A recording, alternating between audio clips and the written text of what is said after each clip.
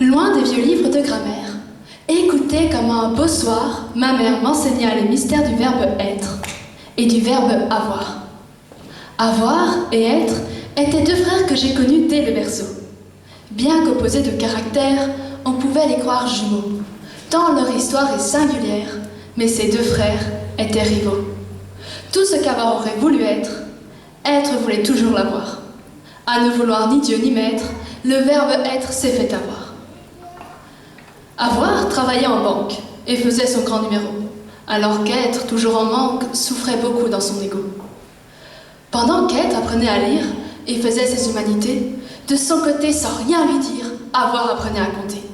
Et il amassait des fortunes en avoir, en liquidité, alors qu'être, un peu dans la lune, s'était laissé déposséder.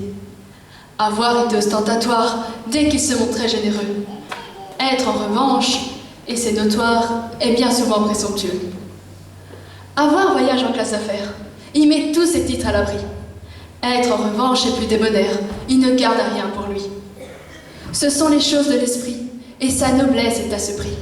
Le verbe être est tout en pudeur, et sa richesse est à ce prix.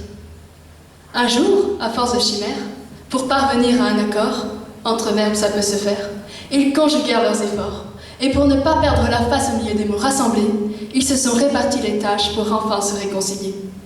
Le verbe être a besoin d'avoir pour enrichir ses bons côtés. Le verbe avoir a besoin d'être parce qu'être c'est exister. Et de palabre en interminable alambiqué alambiqué, nos deux frères inséparables ont pu être et avoir été. Je vous remercie.